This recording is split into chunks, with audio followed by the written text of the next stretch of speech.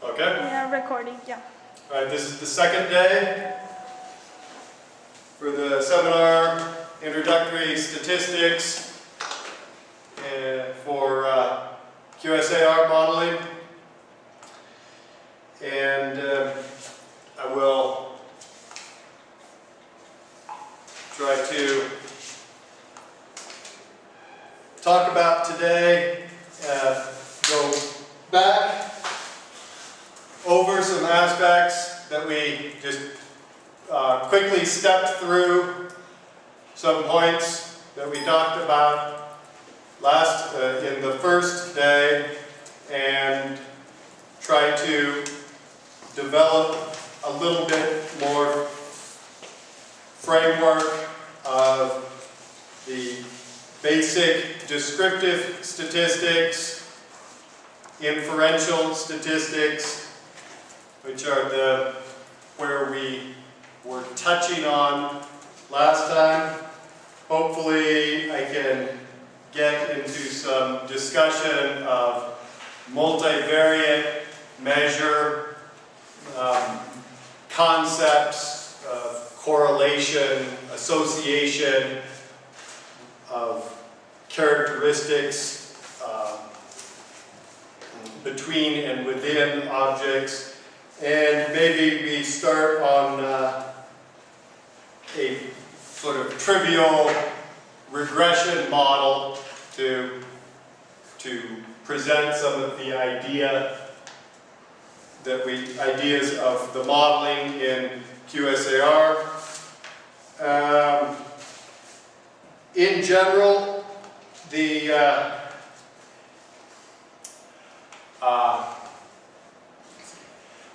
statistics that come up, even in the basic modern QSAR modeling, the statistics are not at all constrained to anything trivial. It's not as broad. The field of QSAR does not involve statistics as comprehensively as you see used, for example, in the field of economics, but certainly the aspects of statistics, of the quantitative modeling that comes up in QSAR certainly involves very, as advanced of statistics concepts as you get anywhere. So we can, we can't come close to getting through to even touching on all of it in any, short of a year of graduate studies. But I will try to cover from introductory statistics as quickly and as possible to get to some of the basic ideas that are real working concepts of the models that are characteristics that really mean something, some of the meat of what's going on in QSAR, but it will end up with us jumping around some and certainly not being any kind of comprehensive coverage of basic statistics if we want to be able to get to the interesting parts of this. So the reason I say that is that I can, any of the basics of descriptive statistics and inferential statistics, these are the subjects of undergraduate statistics classes, and anything that I talk about would be easily found in the appropriate textbooks under lower level undergraduate statistics texts, but certainly not in the plodding through developing every topic is something that I don't plan to do. in the way the academic course might go.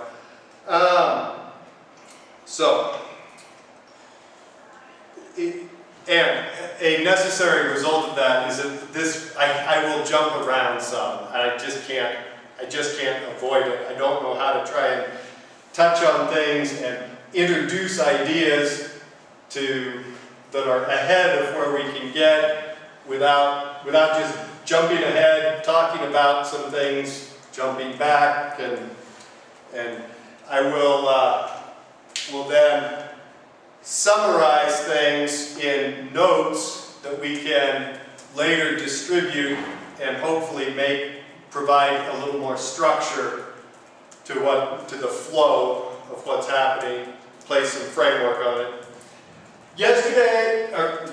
Last time we discussed the very basic probability ideas in statistics, the probability as a measure of how likely something is, the distribution of probability where we had discrete probability of an event happening, the charts kind of thing, 60%, 40%. This is a probability distribution.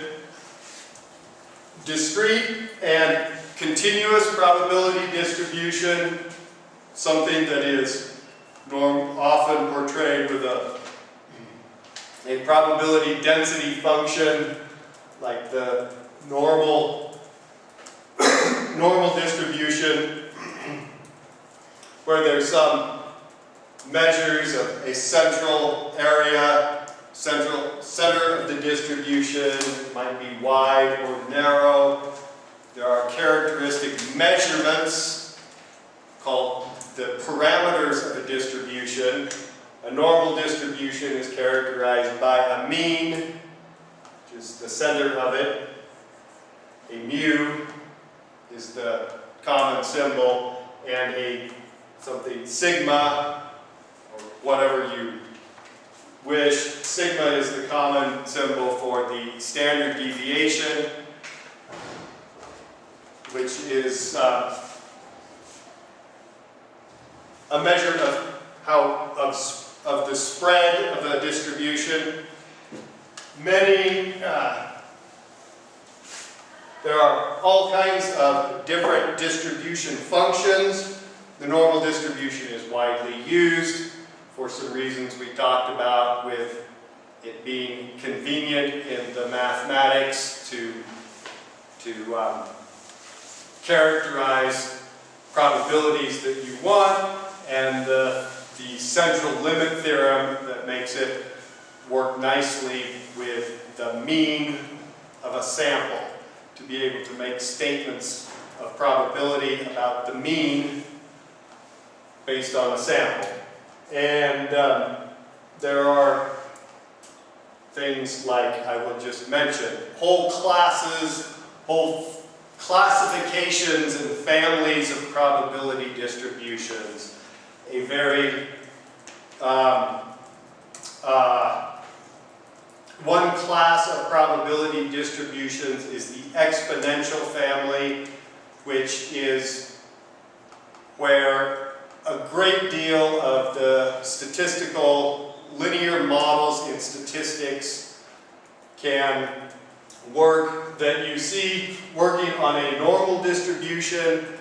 Often there are more advanced statistical tools that extend the normal distribution tools across the whole family of distributions, as long as it fits in this exponential family.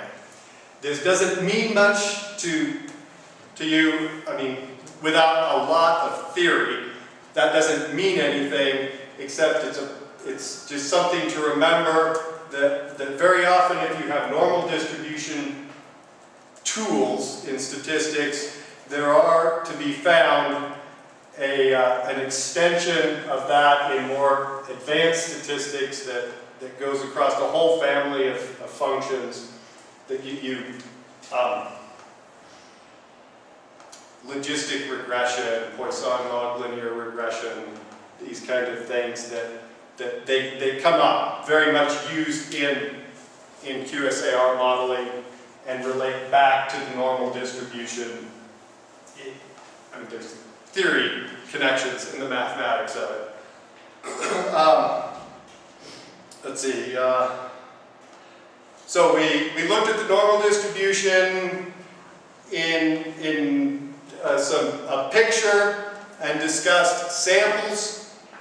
Imagining we took samples. Oh, we didn't really. We took samples from a distribution with kind of a, a strange shape. And we talked about taking, this was, we were thinking of the heights of students, a population, and taking, you have maybe tall and short, and the likelihood, a function, a probability distribution function that would represent how likely it is for a randomly sampled element of the population to be at within a certain range of height.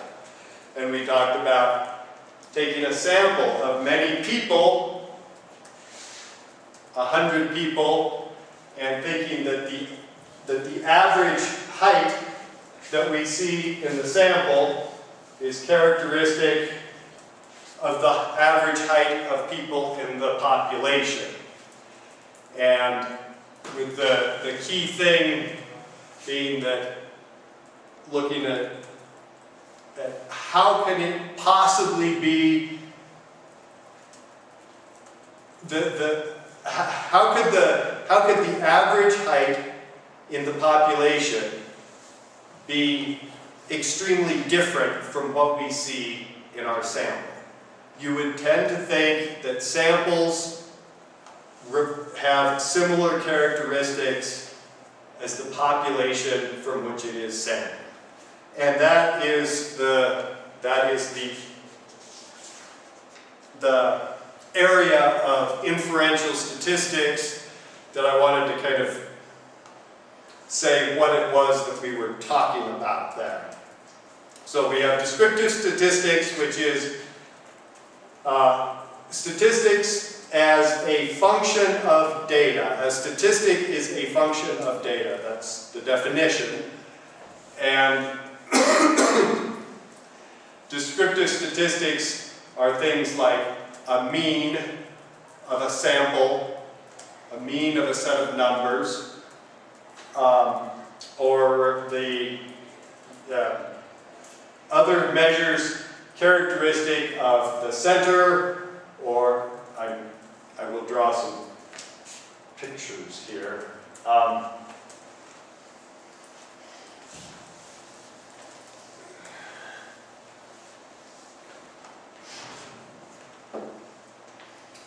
So, descriptive.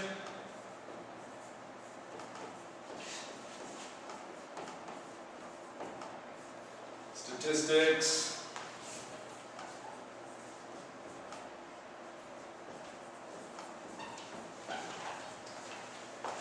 And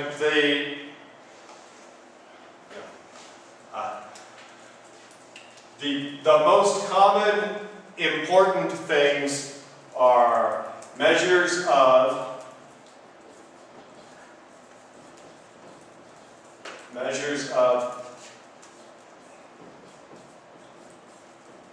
center, or measure of position or center, and spread.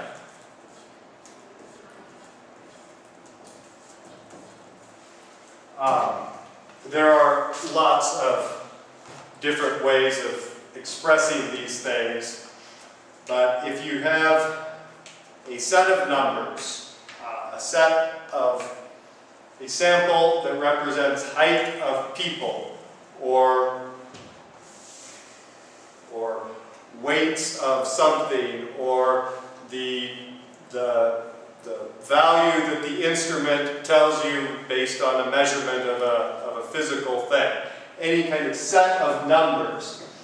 And descriptive statistics are very often interested in characterizing the position, the relative scale of the measurements, where along the real number line do the measurements fall, and the spread or how the range that we get. So if you think of a histogram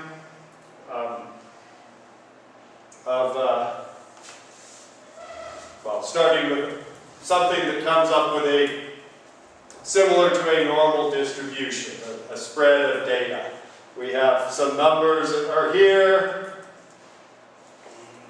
You can think of this as a histogram or a smooth continuous distribution. Doesn't matter. But a function or a form showing how likely it is for things to come up with different values. Well, it is important to know, where is this? Is the center of this thing at negative 1,000, or is it at 0, or where is it located in general? Where is this data located? Those are the measures of position, but we hope in most cases there is data will support some idea of a center. It's not always true, but hopefully there's some notion of the center of the data, even in cases where you have data lumped. This is what I call expert data, usually expert opinion data. I have a lot of experience with dealing with experts in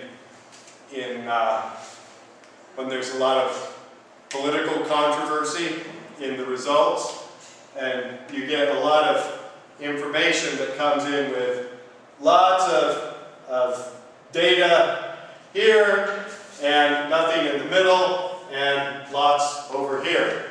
And this is very characteristic of two divergent political positions behind the expert opinions coming in with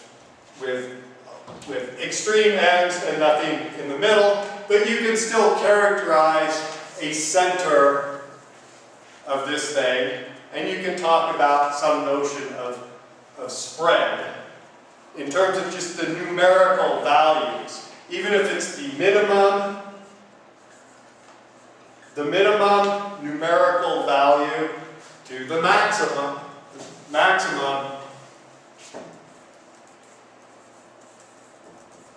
numerical value. That's the range. These characterize the range of this thing. And also the position of it.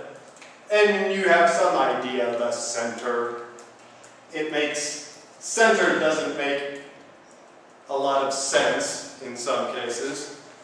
The mean is not necessarily a number that makes sense. You can calculate a mean of a set of numbers by adding them up and dividing by how many you have. But in a distribution with two extremes and nothing in the middle, there probably is not much value, real interpretation to a real thing. There's little value in the mean, because the mean of this distribution, the center of it, could be right here, and it could represent, you can have a mean of a set of numbers, but none of the individual values is anything close to the mean. So the mean doesn't necessarily do a good job of characterizing anything. If you have a situation where you have numbers that are far from it. But this does not happen. One hopes that you work with data that doesn't have this kind of extreme, bipolar extremes in the distribution, but rather data that has something a little bit nicer, like a long tail, a skewed long tail distribution. This is not a nice symmetric normal distribution, but it has some notion of a center, or this is the mode of the distribution. The mode is the most likely value. It's a statistic that is visibly very obvious if you look at the picture, and not something that is easily characterized with probability statements. I don't know of anything. I can't think of a situation where the mode of a distribution, the most common value, is the thing that is characterized or analyzed with statistics, because it's not the math that it doesn't work well to define it and find distributions for it.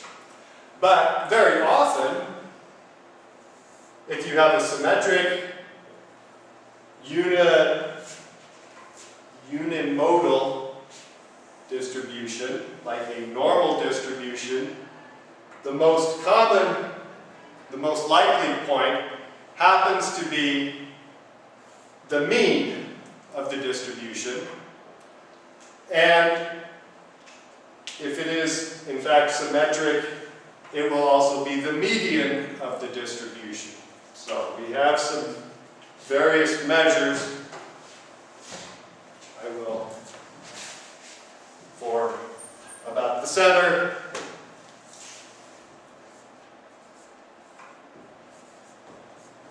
the mean, or the average,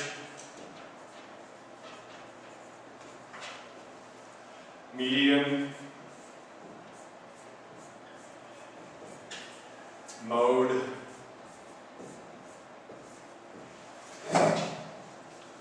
median is the point where half the data is below and half is above. It's the 50-50 breakpoint. That differs from the mean, because the mean is, in a sense, the balancing point. If you maybe the first moment is in terms of analogous to the weight distribution, moment of inertia, first moment, that type of moment. It's the balancing point of the thing. So you could have a skewed distribution, you have a most likely point, the mode. You have a 50-50 right side, left side point of the median, and then you have a balancing point which can be strongly affected by extreme values, something at the end of the beam tipping the mass would throw a mean further out. But these are still measures of where the thing is located, and we can the mode is probably not something to do statistics to worry about for other than descriptions, but for analysis it doesn't come up. The mean very much comes up, very much so, and the median as well, but more so in the context of QSAR stats. The mean is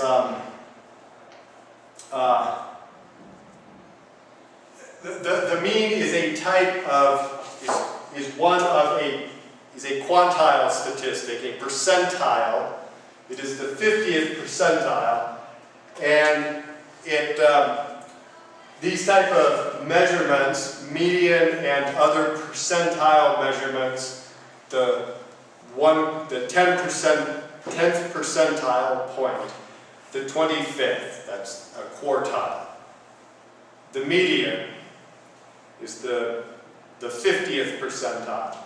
Those kind of measurements come up very much so in the work toward robust statistical approaches in QSAR. So although it's a more advanced kind of approaches than what comes up naturally, the statistical approaches tend to be look at the mean and then in more advanced stats, the median and similar percentile measures are what is analyzed instead of a mean.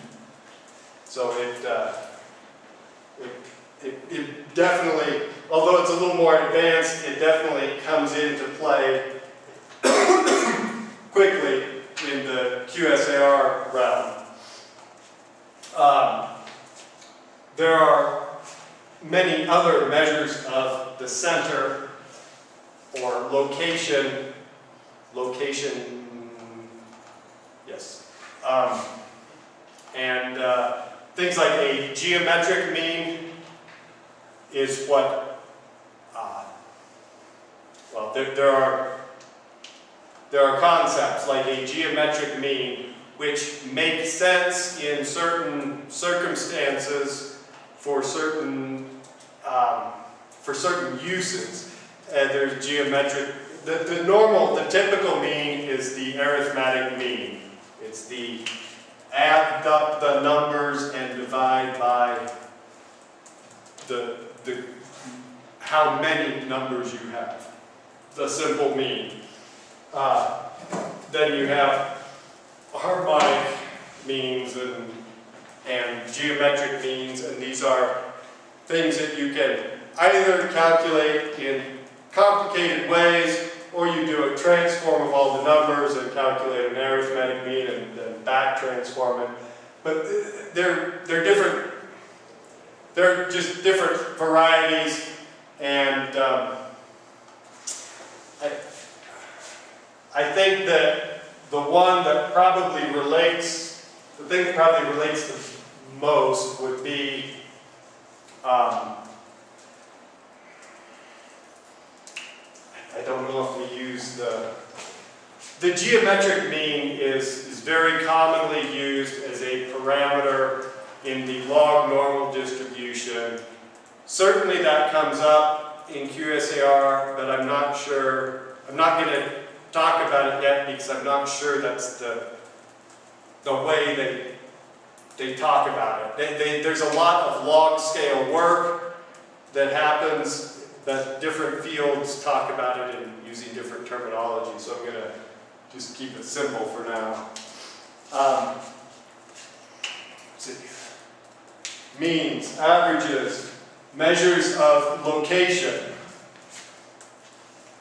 Then measures of spread or scale or variance of a distribution, the range, how spread out it is. And this can also be another term is measures of central tendency. The tendency of data to be clustered near a center or not. And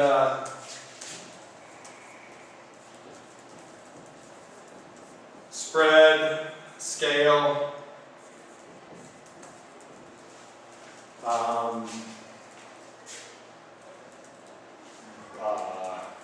range,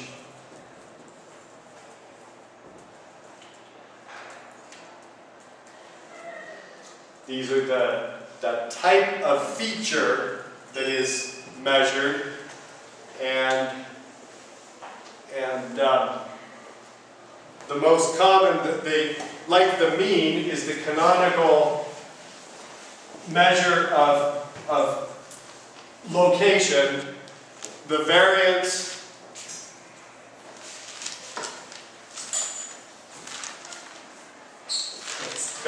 is the canonical measure of the spread of a distribution of data. And if you have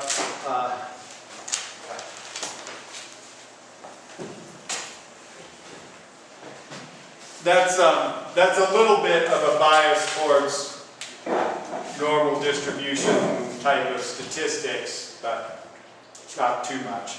The variance, or confusingly, the standard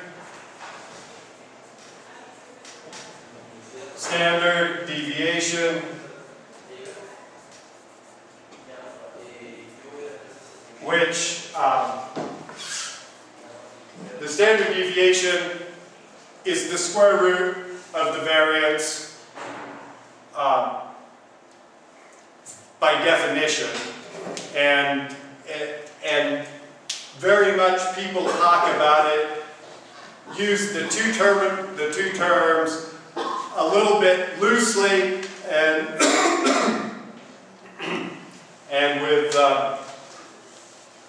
with assuming everyone understands that one is the square root of the other, and to not get too worried about which one we say. But the variance is the analogous to the second moment. It is the sum of if x sub I is a number in a set of numbers that constitute data. You have some data, some list of numbers, and the x's, you have n different values, we'll say,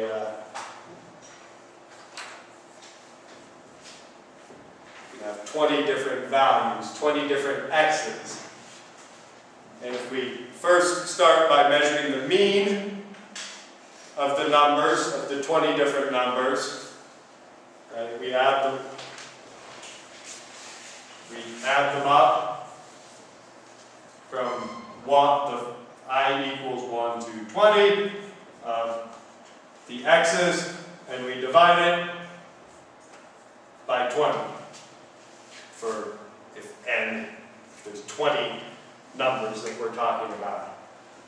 This is the mean, and we call that x bar.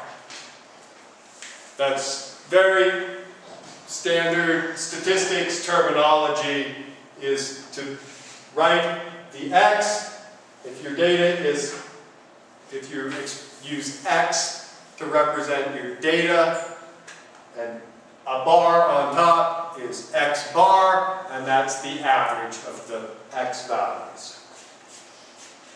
And then the variance is the difference between each point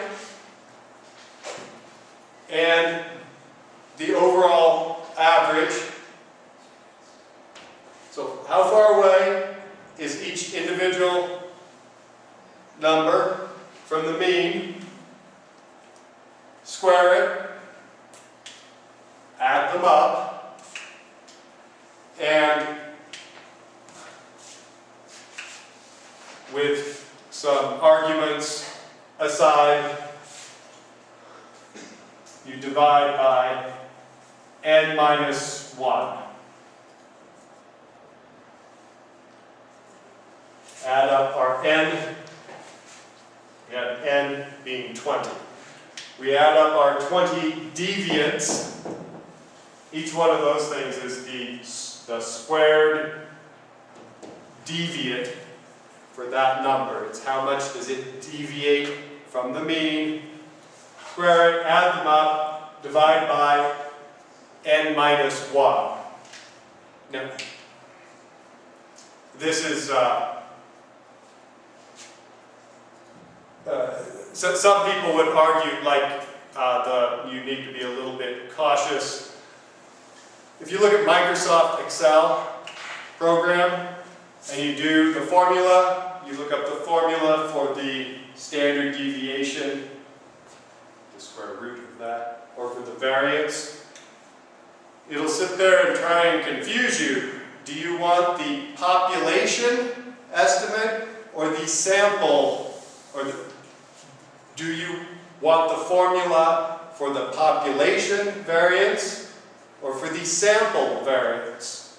I mean, try it, it'll pop up. Two different things. And one of them is dividing by n minus 1. This is the sample variance formula. The population variance formula divides by n instead of n minus 1. That's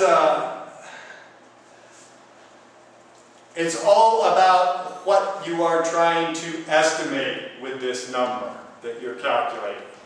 And depending on what you are trying to estimate, it can matter what you use. But for the most part, in statistics, when we have a sample of data and we calculate a variance, we are trying to calculate a statistic which estimates a population variance, and this is the n minus 1 version is what we use.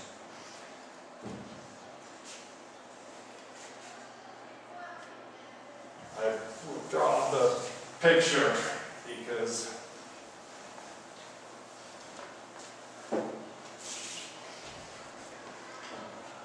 going back to our nice, whatever, smooth data where we have numbers. Oh, we can do smooth distribution. If we had a lot of values to establish a smooth distribution, or a few values to have a chunky histogram, doesn't matter.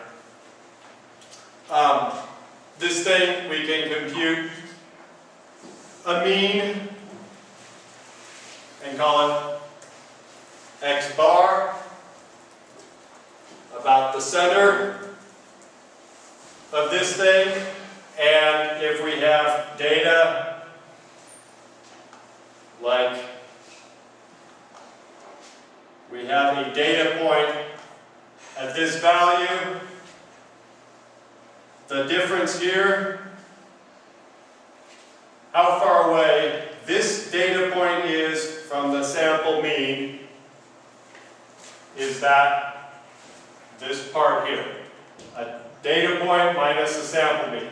Can be positive or negative, it doesn't matter, because we're going to square that quantity, and adding all those up for the different data points arrives at this sum, and dividing by the square root of n.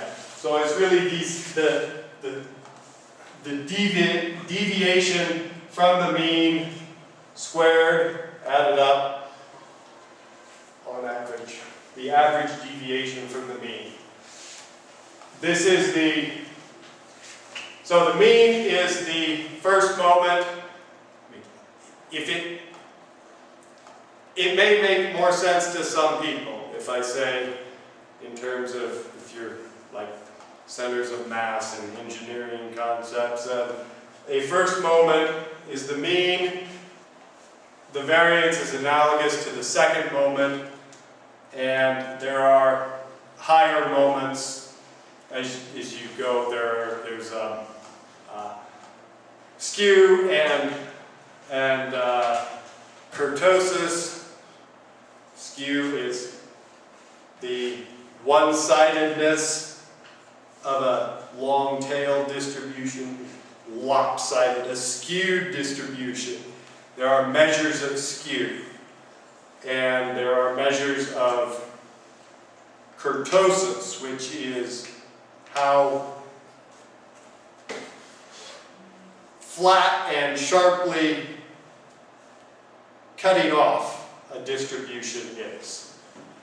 There's all kinds of great words like platykurtic and things that would make good bumper stickers.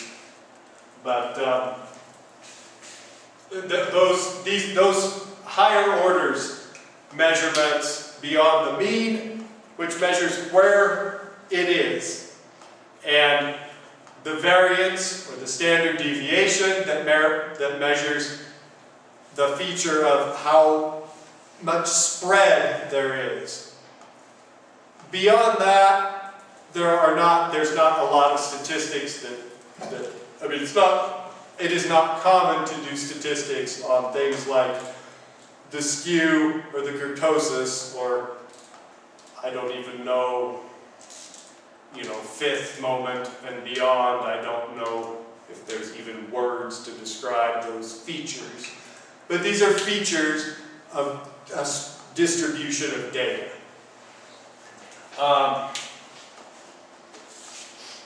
And then there is some other classic kind of, Tukey and those guys.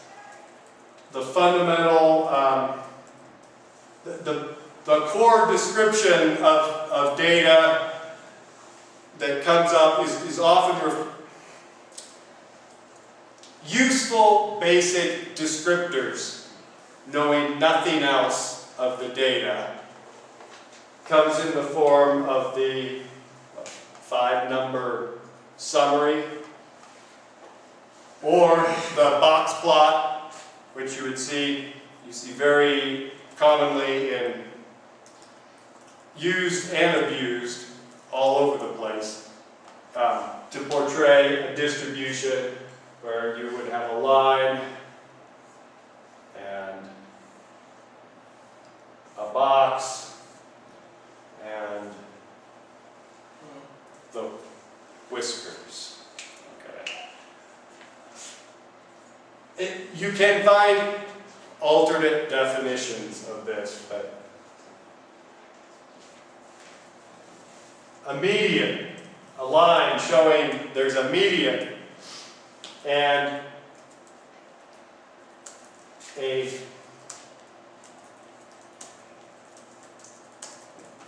a 75th percentile, or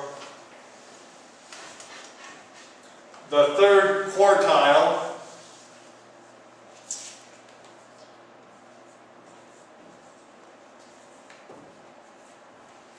the first quartile, the 25th percentile, and then some sort of measure of a minimum and a max with a point at which anything beyond is an outlier. Realistic range of the data, where anything beyond the range is out of bounds for some good reason. And so if you have some numbers like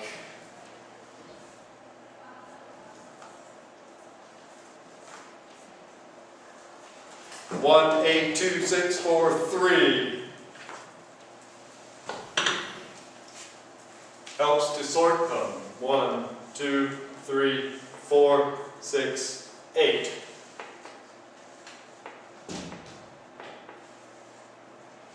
Right here, we have a median. Half the values are on one side, half the values are on the other side of 3.5. And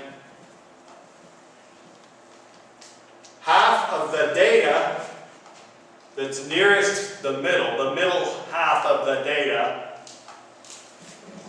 is, oh, I chose poorly. I need 3 of the 6. So I need something about here to here.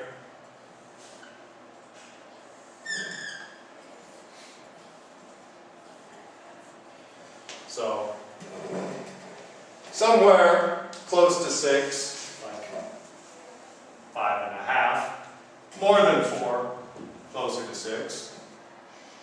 And between 2 and 3, closer to 2.